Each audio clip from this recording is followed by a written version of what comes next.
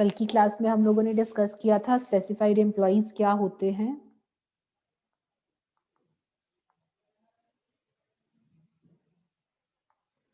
Chat box में बताएं मुझे कौन कौन है स्पेसिफाइड एम्प्लॉइज।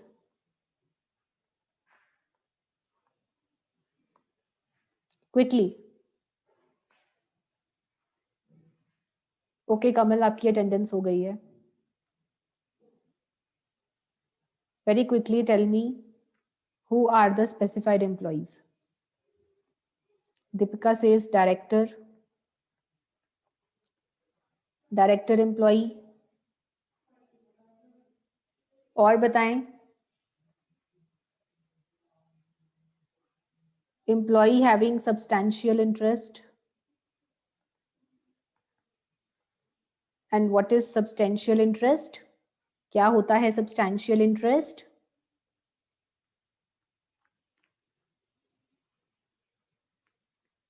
आप किसे सब्सटैंशियल इंटरेस्ट बोलते हैं? Come on, please get involved. All of you please get involved in the class.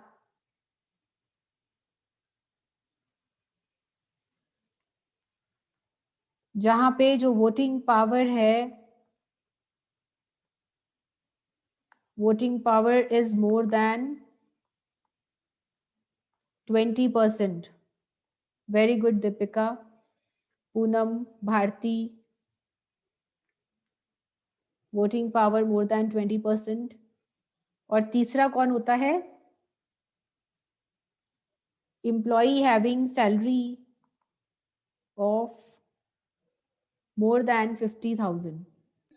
Poonam, Deepika, salary greater than 50,000। Bharti. ठीक है जी, ये होते हैं बच्चे स्पेसिफाइड एम्प्लॉइज। अब जब जब मैं स्पेसिफाइड एम्प्लॉइज की बात करूंगी तो आपके दिमाग में ये 3 कैटेगरीज आनी चाहिए, क्योंकि अब हम बार बार परक्विजिट्स का जो भी नेक्स्ट पार्ट करेंगे, अपकमिंग पार्ट जो है परक्विजिट्स का, उसमें हम repeatedly specified and non specified employees की बात करेंगे। ठीक है जी। सो जहां पे मैं स्पेसिफाइड एम्प्लॉइज वर्ड यूज करूंगी वहां पर आपके दिमाग में ये 3 कैटेगरीज आनी चाहिए। तो अगर ये 3 स्पेसिफाइड एम्प्लॉइज हैं तो नॉन स्पेसिफाइड एम्प्लॉइज कौन से हैं? नॉन स्पेसिफाइड एम्प्लॉइज क्या हैं? इन तीनों को छोड़कर जो बाकी हैं, they all are non specified employees. ठीक है जी। अदर देन अबव 3, ऊपर वाले 3 को छोड़ दीजिए, जो बाकी हैं they all are non specified employees. अब हम चलते हैं मेन मुद्दे पर। मेन मुद्दे पर आते हैं। हम कर रहे थे मोटर कार का पर्क विजिट। देखिए हमारा जो फर्स्ट पर्क था वो खत्म हो चुका है। फर्स्ट पर्क, फर्स्ट पर्क कौन सा था हमारा? फर्स्ट पर्क था रेंट फ्री एकोमोडेशन। और इसके लिए जो रूल हमने पढ़ा था दैट इज रूल 3(1). ये पर्क हमारा कंप्लीट हो चुका है। और rent free accommodation all employees के लिए टैक्सेबल होता है। ये चीज मैं आपको तब बता चुकी हूं। टैक्सेबल फॉर ऑल एम्प्लॉइज, चाहे वो स्पेसिफाइड एम्प्लॉई हो या फिर वो नॉन स्पेसिफाइड एम्प्लॉई हो, दोनों ही केसेस में टैक्सेबल रहेगा। रेंट फ्री एकोमोडेशन, ये पार्ट हमारा कंप्लीट हो चुका है। हम कर रहे थे सेकंड पार्ट, सेकंड पर्क कर रहे थे हम। एंड सेकंड पर्क था हमारा perk of motor car. Perk of motor car. और इसके लिए हम जो रूल पढ़ रहे हैं दैट इज रूल 3(2), और इसमें मैंने आपको एक बड़ा सा चार्ट बनवाया था, वो चार्ट आप रिपीटेडली पढ़ें और इनकम टैक्स के प्रोविजंस भी आप रिपीटेडली पढ़ें तो ही आपके दिमाग में सेट होंगे, वरना आप आगे बढ़ते जाएंगे और पिछला भूलते जाएंगे। सो आपको जितने भी प्रोविजंस हैं वो आपको टाइम टू टाइम रिवाइज करते रहना है, वरना सब कुछ इरोड होता जाएगा। सो पर्क ऑफ मोटर कार में रूल 3.2 पढ़ा था, इसमें हमने एक बड़ा सा चार्ट बनाया था। इसमें मैं आपको ना कुछ इंपॉर्टेंट पॉइंट्स लिखवा देती हूँ यहाँ पर। इनमें से कुछ पॉइंट्स तो हम कर चुके हैं और कुछ नहीं करे। तो यहाँ पर पर्क ऑफ मोटर कार में इंपॉर्टेंट पॉइंट्स लिखिए कि क्या हैं। सबसे पहले तो मैंने आपको बिग और स्मॉल कार के बारे में बताया था कि बिग कार क्या होती है, जिसकी जो क्यूबिक कैपेसिटी है वो मोर देन 1.6 लीटर्स होती है, that is known as a big car. And small car क्या होती है?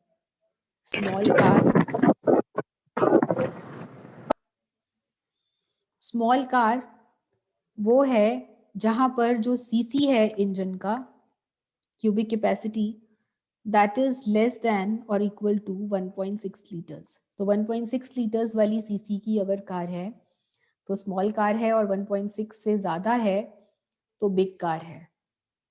ये पॉइंट हम कर चुके हैं। उसके बाद मैंने आपको एक और पॉइंट करवाया था, इन केस ऑफ टू और मोर कार्स प्रोवाइडेड बाय एम्प्लॉयर। ये पॉइंट मैंने आपको कल वाले सेशन में करवाया था, जहां पे एम्प्लॉयर 2 या 2 से ज्यादा कार्स प्रोवाइड करता है, वहां पे आप one car and other cars, वहां पे आप एक कार को तो ट्रीट करते हैं क्या? Partly official and partly personal, O+P, और बाकी सभी कार्स को आप एज्यूम करते हैं used for personal purpose, fully personal, only P। ठीक है जी, ये पॉइंट हम कल डिस्कस कर चुके हैं। इसके ऊपर हमने एक न्यूमेरिकल क्वेश्चन भी किया था कल। एक पॉइंट जो हमने अब तक डिस्कस नहीं किया और जो कि specified and non specified employees के साथ रिलेटेड है, वो ये है taxability of perk of motor car. किस किस को टैक्स पे करना है, वो चार्ट तो हमने बनाया था, लेकिन वो चार्ट हमें कैसे देखना है ये यहाँ पर इंपॉर्टेंट है। इसमें देखिए, अगर तो कार प्रोवाइडेड बाय एम्प्लॉयर है या फिर कार ऑफ एम्प्लॉई है, अगर कार प्रोवाइडेड बाय एम्प्लॉयर है तो यहां पर सिर्फ स्पेसिफाइड एम्प्लॉइज को टैक्स पे करना है, सिर्फ स्पेसिफाइड एम्प्लॉइज के लिए टैक्सेबल है, नॉन स्पेसिफाइड एम्प्लॉइज के लिए टैक्सेबल नहीं है। सिर्फ उन 3 के लिए टैक्सेबल है अगर कार एम्प्लॉयर की है, और अगर कार एम्प्लॉय की है तो taxable for all employees, specified या नॉन स्पेसिफाइड कोई भी हो, सबके लिए टैक्सेबल, उन 3 के लिए भी टैक्सेबल, और अगर उन 3 के अलावा कोई है तो उनके लिए भी टैक्सेबल, अगर कार एम्प्लॉय की है। तो एक काम करते हैं, देखते हैं कि उस चार्ट में क्या था, कौन से सेशन में किया था हमने वो चार्ट, है कुछ याद?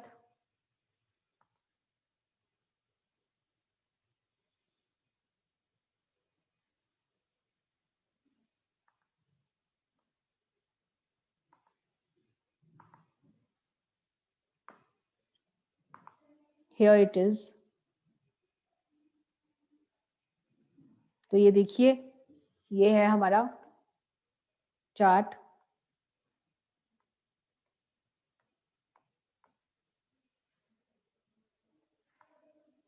हाँ जी, कार ओन्ड बाय एम्प्लॉयर, तो ये वाले जो सारे केसेस हैं कार ओन्ड बाय एम्प्लॉयर वाले, ये वाले सारे केसेस, जो फर्स्ट पार्ट है ये सारा, ये टैक्सेबल होगा only for specified employees. Non specified के लिए टैक्सेबल नहीं है। लेकिन ये वाला पार्ट, ये टैक्सेबल है फॉर ऑल एम्प्लॉइज, स्पेसिफाइड या नॉन स्पेसिफाइड, सबके लिए टैक्सेबल है। हाँ जी, आ रहा है समझ में कुछ? दिस पार्ट, तो जहां पे कार एम्प्लॉयर की है वहां पर सिर्फ स्पेसिफाइड एम्प्लॉइज को टैक्स पे करना है, बाकियों के लिए छूट है। और जहां पर कार एम्प्लॉय की है वहां पर सभी एम्प्लॉइज, चाहे स्पेसिफाइड हो या नॉन स्पेसिफाइड हो, सबको टैक्स पे करना है। आई होप इस चार्ट को देखकर आपको कुछ समझ में आया होगा।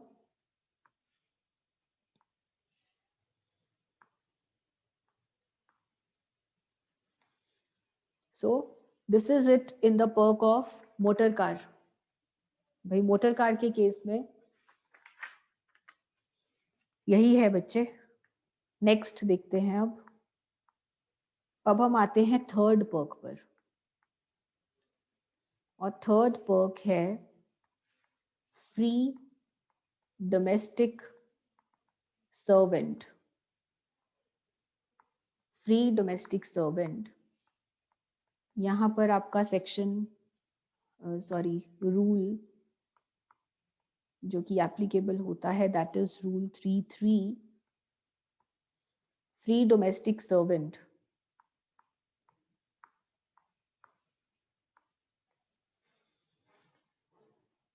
फ्री डोमेस्टिक सर्वेंट, सर्वेंट कौन कौन है यहाँ पे? सर्वेंट की कैटेगरी में क्या क्या आता है? आपके एम्प्लॉयर ने या फिर आपने खुद ने नौकर रखा है घर पर और उसकी सैलरी जो है वो एम्प्लॉयर दे रहा है, तो सर्वेंट कौन कौन हो सकता है? कोई स्वीपर, या फिर आपने कोई माली रखा है, गार्डनर, या फिर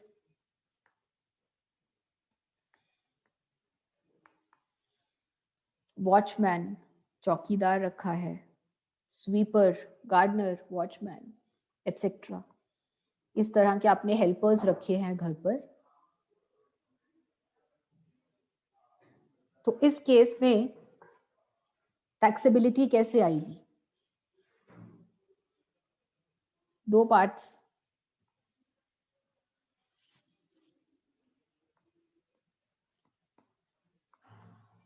टैक्सेबिलिटी,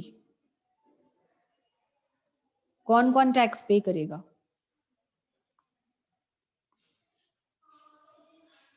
अगर तो ये जो सर्वेंट्स हैं, servants arranged by the employer, अगर आपके एम्प्लॉयर ने सर्वेंट्स अरेंज करे हैं, अरेंज करना मतलब इन सर्वेंट्स का प्रबंध, इन सर्वेंट्स का प्रबंध किया है आपके एम्प्लॉयर ने, आपके एम्प्लॉयर ने ये सर्वेंट्स ढूंढे और आपके पास भेज दिए, ये एक कैटेगरी हो जाएगी। और दूसरी कैटेगरी है servants arranged by the employer, आपने खुद ने अरेंज करे हैं, खुद ढूंढे हैं और अपने घर पे रखे हैं। And salary of servant paid by employer, salary employer ही पे कर रहा है, अरेंज भी एम्प्लॉयर ने करे हैं और सैलरी भी एम्प्लॉयर पे कर रहा है। और यहाँ पर इनको अरेंज तो आपने किया है, लेकिन सैलरी जो है वो आपका एम्प्लॉयर पे कर रहा है।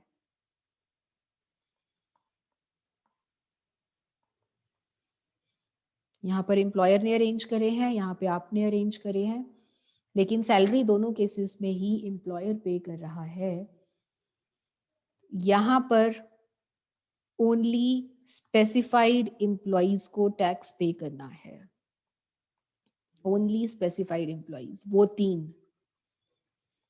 Non specified are not taxable. और यहाँ पर ऑल एम्प्लॉइज को टैक्स पे करना है, चाहे वो स्पेसिफाइड हो या फिर non specified. Hope you are getting me. In case of any doubts, please write in the chat box. ये तो हो गया कि कौन कौन से एम्प्लॉइज को टैक्स पे करना है। अब कैलकुलेट कैसे करना है, आपको वैल्यू ऑफ पर्क भी तो निकालना है ना। वैल्यू ऑफ पर्क क्या होगा? Value of perk of domestic servant. किसके ऊपर टैक्स लगेगा? टैक्स किसके ऊपर लगेगा?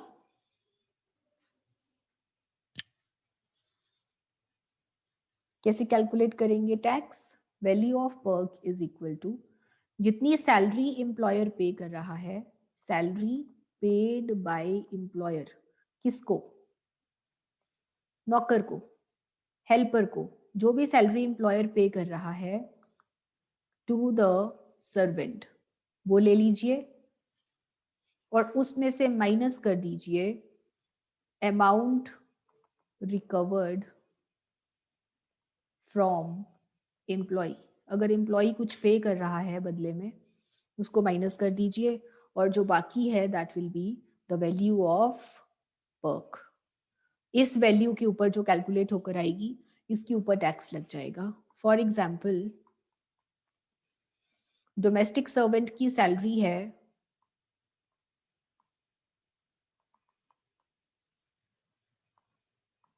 सारी टोटल मिला के, स्वीपर वॉचमैन सबको मिला के 25,000,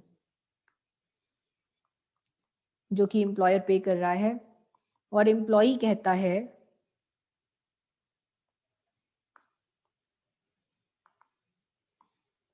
कि मैं कुछ हिस्सा दे दूंगा इसमें से, रिकवर्ड फ्रॉम एम्प्लॉय।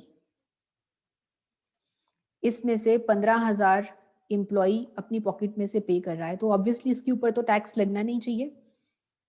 जो एम्प्लॉय खुद से पे कर रहा है उसके ऊपर टैक्स नहीं लगेगा, बाकी के ऊपर टैक्स लग जाएगा। 10,000 के ऊपर टैक्स लग जाएगा। This is value of perk. ठीक है जी, easy. The third one is easy. Fourth perk. Fourth perk आपकी है फ्री गैस या इलेक्ट्रिसिटी या वाटर।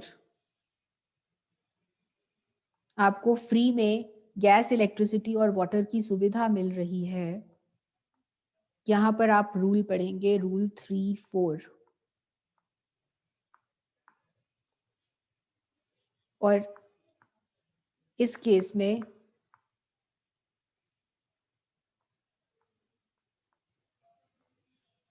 में आप क्या देखेंगे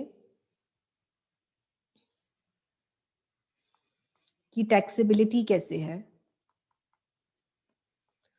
अगर गैस, इलेक्ट्रिसिटी या वाटर की सुविधा, फैसिलिटी अरेंज्ड बाय एम्प्लॉयर, ये सुविधा एम्प्लॉयर ने अरेंज करी है, अपने नाम पे कनेक्शन ले रखा है, अपने नाम पे इलेक्ट्रिसिटी, वाटर एंड गैस का कनेक्शन ले रखा है और कनेक्शन लेकर आपको प्रोवाइड कर रहा है।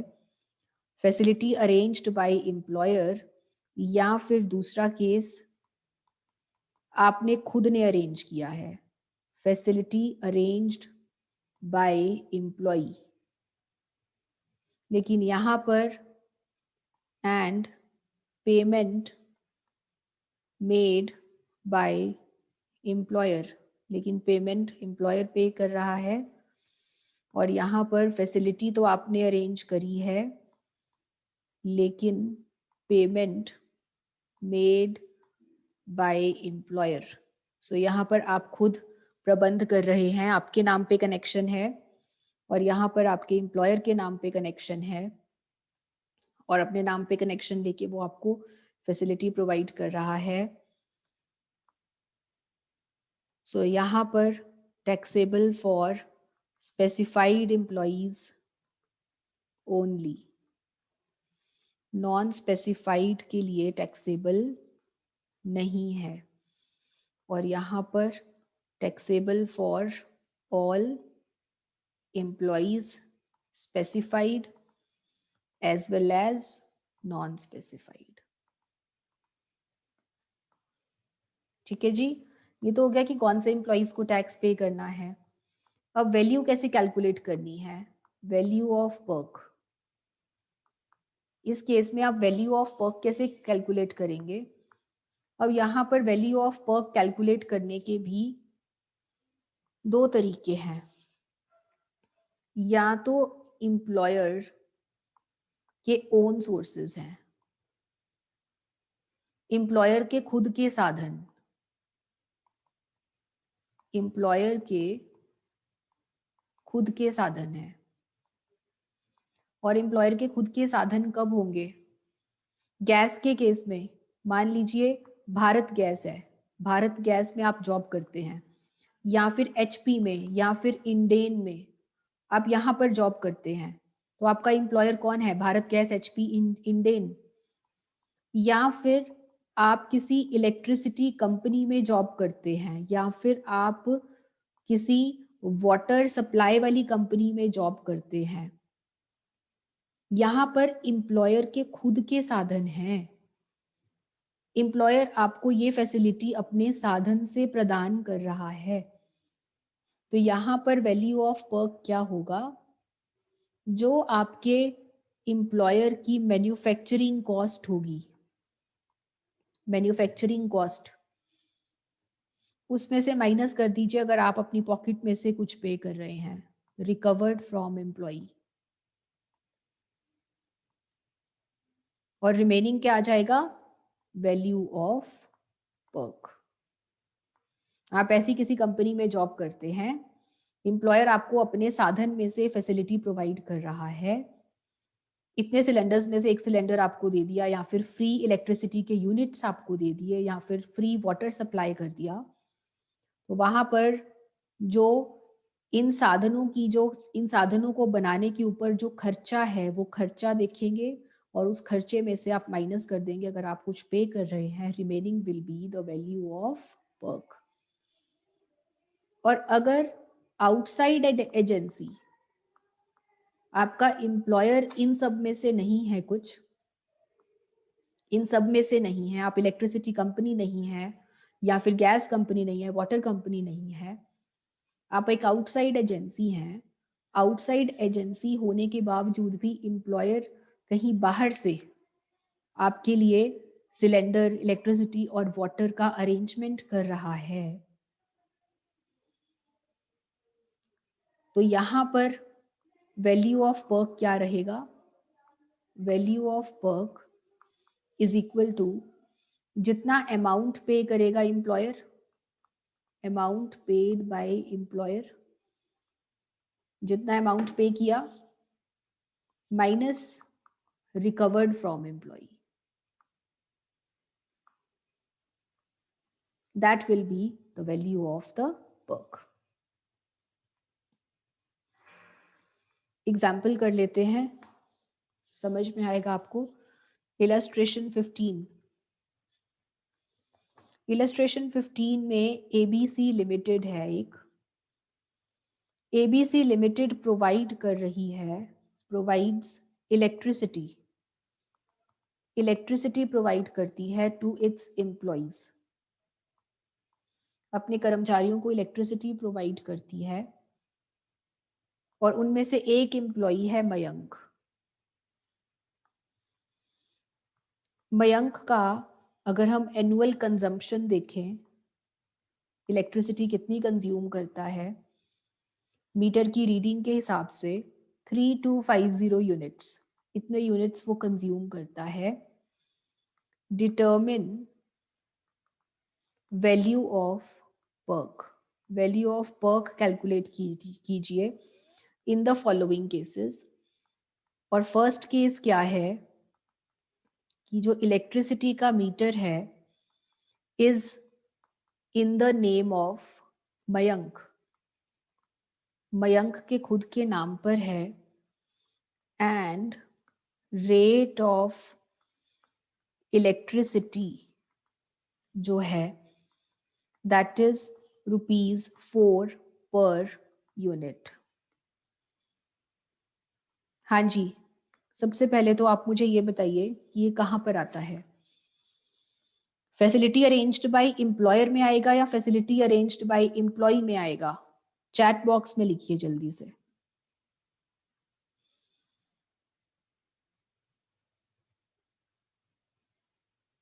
अरेंज्ड बाय एम्प्लॉयर या arranged by employee?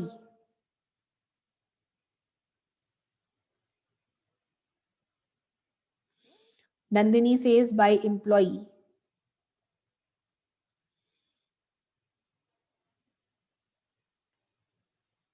Arranged by employee Bharti, very good बेटा, क्योंकि जो इलेक्ट्रिसिटी मीटर है उसका कनेक्शन किसके नाम पे है, एम्प्लॉय के नाम पे है, दैट इज एम्प्लॉय ने खुद ने अरेंज किया है।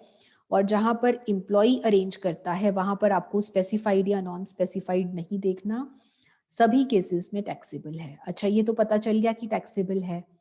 अब वैल्यू ऑफ पर्क कैसे निकालेंगे, कैसे कैलकुलेट करेंगे वैल्यू ऑफ द पर्क? अगर 4 पर यूनिट दे रखा है दैट मीन्स कि आप इसकी बात कर रहे हैं, एम्प्लॉयर्स ओन सोर्सेज की बात कर रहे हैं या नहीं? नहीं जी, कुछ भी हो सकता है कि आउटसाइड एजेंसी से इतना रेट आ रहा हो। ठीक है, तो आप डायरेक्टली क्या करेंगे इस केस में, value of perk is equal to 3250 into 4 per unit, एक यूनिट की कॉस्ट ये है, दैट मीन्स 13,000 इज टैक्सेबल। अच्छा जी, एक साथ में ये भी लिख लेते हैं कि टैक्सेबल फॉर ऑल एम्प्लॉयज, सभी के लिए टैक्सेबल है। क्यों? क्योंकि इलेक्ट्रिसिटी कनेक्शन एम्प्लॉय के नाम पर है। सो आपको ये देखने की जरूरत नहीं है कि मयंक स्पेसिफाइड है या नॉन स्पेसिफाइड, क्योंकि कनेक्शन उसके नाम पर है तो टैक्स लगना ही लगना है, चाहे वो स्पेसिफाइड हो या फिर नॉन स्पेसिफाइड हो। दूसरा, electricity metre is in the name of ABC limited, ABC limited के नाम पर है, कंपनी के नाम पर है, एम्प्लॉयर के नाम पर है, और जो रेट ऑफ इलेक्ट्रिसिटी चल रहा है दैट इज ₹4 पर यूनिट। अब बताइए मुझे, स्पेसिफाइड के केस में टैक्सेबल होगा या नॉन स्पेसिफाइड के केस में, या दोनों के केस में?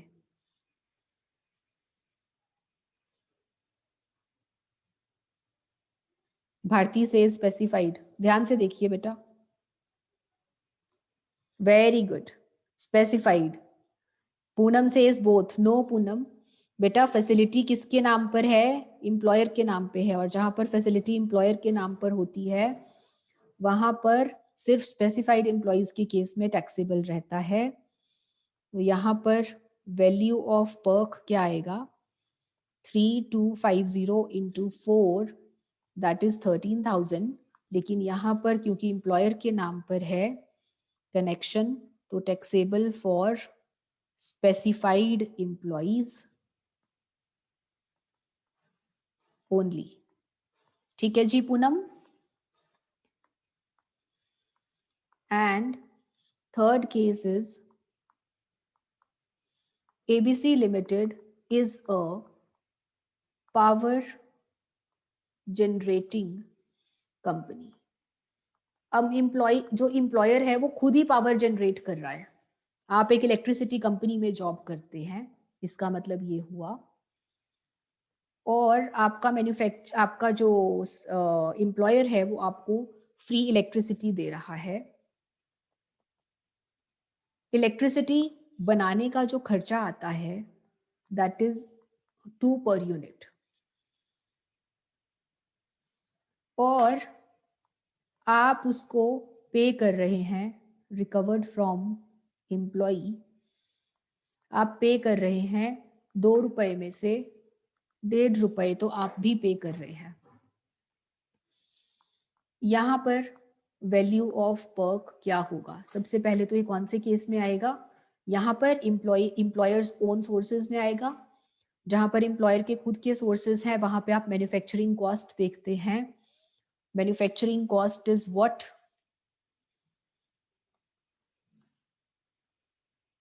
2 rupees manufacturing cost minus recovered from employee multiply by 3250 units। तो वैल्यू ऑफ द पर्क आपका आएगा 1625। Bharti very good. Manufacturing cost minus received from employee good 1625। लेकिन आप अब मुझे ये बताएं कि यहाँ पर स्पेसिफाइड एम्प्लॉयज के केस में टैक्सेबल होगा या नॉन स्पेसिफाइड के केस में? जल्दी बताइए। Monika only specified, Bharti specified. Very good बेटा, क्योंकि अगर आपको एम्प्लॉयर अपने पास से अपनी कंपनी के अंदर से ये सब कुछ दे रहा है तो कनेक्शन ऑब्वियसली किसके नाम पर होगा? एम्प्लॉयर के नाम पर होगा। सो यहाँ पर taxable for specified employees only.